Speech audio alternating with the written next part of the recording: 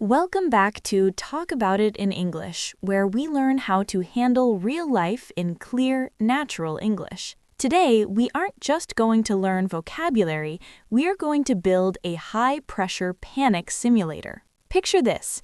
It is 8:15 in the morning, the car is already running outside, and your child suddenly screams that their red homework folder is missing. Backpacks are dumped on the floor, sofa cushions are flying everywhere, the clock is ticking loudly, and you feel that hot, sharp spike of adrenaline because you are going to be late. Whenever this happens in my house, my English completely vanishes. My brain freezes, the grammar disappears, and I just run around pointing at things, yelling, where, like a broken robot. By the end of this episode, you will have the exact three-step conversational framework you need to calm the situation down, direct a physical search using precise English, and find the lost item before the bus leaves. This is such a critical topic because we spend so much time studying English in quiet, calm rooms. We sit at our desks with a cup of coffee, we read our textbooks, and we feel very confident. But real life does not happen in a quiet classroom. Real life happens at 8:15 in the morning when you are trying to get out the door. Exactly. When we experience a sudden spike of stress, our brains go into a fight or flight response. The logical part of your brain, which is where you store your second language vocabulary, temporarily shuts down. That is why you feel that sudden brain freeze. You know the words, but you simply cannot access them. I remember a time when I was traveling and I thought I had lost my passport at the airport. I was at the check-in counter and the attendant was waiting. I started patting all my pockets, digging through my bag, and I was so panicked that I started speaking my native language to the airport staff. I knew the English words for passport, bag, and lost, but the panic completely locked me out of my English brain. We have all been there, and when this happens at home, especially with a child or a partner who is also panicking, the situation escalates quickly. If your child is crying because they cannot find their homework, and you start shouting single words like where or look, you are just adding to the chaos. That is why we need what we call emergency English. These are specific phrases that you practice so deeply and so often that they become automatic muscle memory. You do not need to think about the grammar. You just open your mouth and the phrases come out, even when your heart is beating fast. Let us begin with the very first step of our emergency framework. We call this the grounding question. The scenario has just started. Your child or your partner has just announced that something important is missing. The very first thing you must do is stop the physical panic and force their brain to think logically. The instinct for most English learners is to ask, where did you put it? Or why did you lose it? We need to avoid those phrases completely. When you ask someone where they put something, it sounds like an accusation. It sounds like you are blaming them. This will only make a panicked person more upset. Instead, we are going to use a neutral, investigative question. The target phrase is, where did you see it last? Let us break that down. Where did you see it last? Notice how we focus on the sense of sight. We're not asking about their actions. We're just asking for a visual memory. This takes the pressure off them. Psychologically, this is a brilliant phrase. It forces the panicked person to stop running around the living room and start scanning their memory. It grounds them in reality. Now, let's look at the pronunciation, because in an emergency, you need to sound smooth and natural. Native speakers almost never pronounce every single word in this phrase. If you say, where did you see it last, sounding out every word perfectly, it sounds a bit robotic. We connect the words did and you together. That's right. The D sound in did and the U sound in you push together to create a J sound. It sounds like did you, did you. Listen to how that flows. Where did you see it last? Let us practice that together. I want you to say it out loud wherever you are listening right now. Try to make it sound like one continuous thought. Listen and repeat after Lily. Where did you see it last? Notice how the emphasis goes on the word last. That is the most important piece of information we need. Let us try it again. Focus on that linked did you sound and put the stress on last. Where did you see it last? Excellent. When you use this phrase, you also need to control your tone of voice. If you scream, "Where did you see it last?" you're defeating the purpose of the grounding question. You must drop your pitch, speak slightly slower than normal. You want to sound like a calm detective.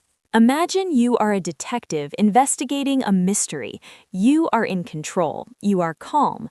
Let's shadow the phrase one more time, and this time I want you to use your calmest, lowest, most soothing detective voice. Where did you see it last? Perfect. Now, sometimes this question solves the problem immediately. The person stops, thinks, and says, "Oh, I saw it on the kitchen counter." But in a true morning emergency, they usually reply with, "I don't know, I don't remember." When that happens, you have to move to step 2 of our conversational framework. You have asked the grounding question, but they cannot remember. Now, you must take the lead and organize a systematic search. You need to stop them from randomly throwing sofa cushions on the floor. The target phrase for step 2 is incredibly natural, native-sounding English. The phrase is, "Let's retrace our steps." Let's retrace our steps. This is such a powerful phrase. Let us look at the vocabulary first. The word trace means to follow a line or a path. When we add the prefix re, it means to do it again. So to retrace means to follow your path backward.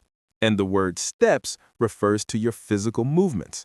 So when you say, "Let's retrace our steps," you're telling the person we're going to mentally and physically walk backward through your morning routine to find where you left the item. I love this phrase because it instantly creates a system. Panic happens when we feel like we have no control. A system gives us control. By saying retrace our steps, you are giving the chaotic morning a structure. There is another very important word at the beginning of that phrase. Let's. Let us. This is the ultimate teamwork word. You are not saying you need to retrace your steps. You are saying, "Let's retrace our steps." You are joining their team. You are telling them that they are not alone in this stressful moment. That small shift from you to we changes the entire emotional atmosphere in the room. It turns an argument into a collaborative mission. If you find these real-life conversational frameworks helpful, make sure to subscribe to the channel so you never miss a lesson that helps you speak English with confidence in your daily life. Let us practice the pronunciation of this second phrase. The word retrace has the stress on the second syllable. Retrace. Let's retrace. Listen and repeat after Lily, focusing on the strong, clear pronunciation of trace. Let's retrace our steps. Notice how the S at the end of let's blends smoothly into the R of retrace. You do not need a big pause between the words. Let's retrace. Try the whole phrase again, and this time use an encouraging tone of voice. You are the captain of the team, and you have a plan. Let's retrace our steps. Once you say this, you start guiding them through the timeline. You ask simple questions to rebuild their morning. Okay, you walked out of your bedroom. Where did you go next? I went to the kitchen for breakfast. Okay, let's walk to the kitchen. Did you have the red folder in your hand when you ate breakfast? This brings us directly into step 3 of our framework. You are retracing your steps, walking through the house, and now you need to direct the physical search. You need to tell them exactly where to look. The biggest mistake language learners make here is using the verb look for incorrectly. They will run into the kitchen to shout, "Look for it! Look for the folder!" The phrase look for describes the general goal of finding a missing object. But when you are in a specific room, standing in front of a specific piece of furniture, look for is not precise enough. We need a verb that means to physically inspect a specific location. That verb is check. We do not just look, we check. Checking implies that you are opening things, moving things, and verifying if the item is there. Our target sentence pattern for step 3 is did you check, followed by a preposition, followed by a noun. For example, did you check inside your backpack? This is where your mastery of prepositions becomes your secret weapon. In a panic, the preposition is the single most important word in your sentence. If you mumble the preposition, the other person will not know where to look. You must enunciate words like inside, under, behind, and between very clearly. Let us do a rapid-fire shadowing drill to build your flexibility with this sentence pattern. I'm going to give you different locations, and I want you to practice the phrase, "Did you check?" with the correct preposition. We'll start with the living room sofa. The sofa is the black hole of the house. Everything disappears there. Let us practice using the preposition under. Listen and repeat. Did you check under the sofa? Good. Make sure you hit that word under with a bit of extra vocal energy. It's the key instruction. Now, what about the space at the back of the sofa between the furniture and the wall? We need the preposition behind. Let's try it. Did you check behind the sofa? Excellent. Now let's move to the kitchen. The child might have put their folder down while eating. Let's use the preposition on top of. We often link these words together so it sounds like on top of. Listen and repeat. Did you check on top of the fridge? Now let's talk about bags and coats. These are enclosed spaces, so we use inside. Try this one. Did you check inside your jacket pockets? Perfect. And finally, the most difficult hiding spots are when an item is squeezed separating two other things. For this, we use the preposition between. Let us imagine the folder might be stuck in the car. Did you check between the car seats? This sentence pattern, "Did you check?" is so incredibly versatile. Once you have it locked in your memory, you can plug in any preposition and any noun to direct the highly efficient search. You are no longer running around shouting. You are giving clear, calm, specific instructions. Let us quickly review the 3 steps before we put you to the ultimate test. Step 1. Stop the panic with the grounding question, where did you see it last? Step 2. Organize the timeline with the team-oriented phrase, "Let's retrace our steps." Step 3. Direct the physical search using precise prepositions. Did you check under the table? You have learned the theory. You have practiced the pronunciation. Now it is time for the panic simulator. Knowing the words in a calm environment is only half the battle. To truly master emergency English, you need to practice recalling these phrases while your brain feels slightly stressed. We are going to run a 60-second role play. Lily is going to act as the panicked child at 8:15 in the morning. She is going to create a chaotic, stressful environment using her voice. I am going to be very stressed. I will tell you that the bus is coming. I will tell you that I cannot find my folder. Your job, as the listener, is to respond to her out loud during the pauses. Do not just think the words in your head, you must physically speak them. When Lily panics, I will tell you which of the 3 steps you need to use. You will have a few seconds to speak the phrase confidently. Are you ready to test your emergency English? Let us set the scene. You are standing by the front door. You have your keys in your hand. You are ready to leave. Suddenly, I run into the hallway. Oh my gosh, I cannot find it. My red homework folder is gone. The bus is going to be here in 2 minutes, and my teacher is going to be so mad at me. I lost it.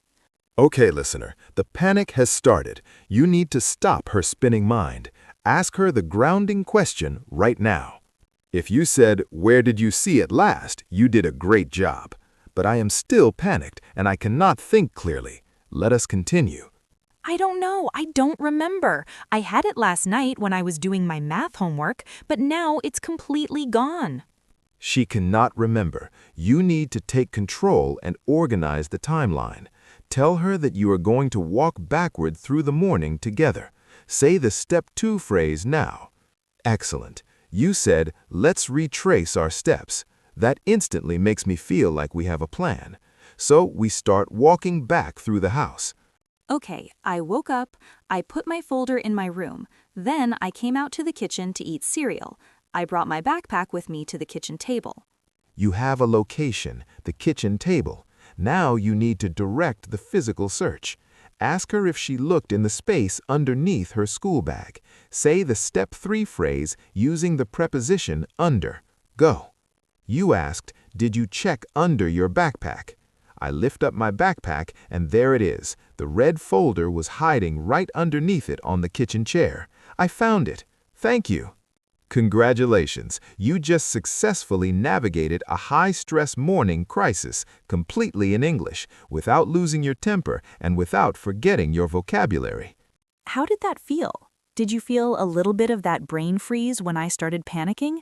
That's completely normal. The more you practice these phrases out loud, the faster your brain will be able to retrieve them during a real emergency. The secret to speaking natural English is not just knowing a lot of words, it's knowing exactly which words to use in very specific, highly emotional situations. When you have a framework like this, you don't have to translate from your native language, you just trust the system. You handled the grounding question beautifully. You took control with the retracing steps, and you used your prepositions perfectly to find the item. You are now officially prepared for morning chaos. Your challenge for today is to take this into the physical world. Tonight, take your house keys or your phone and hide them somewhere in your living room.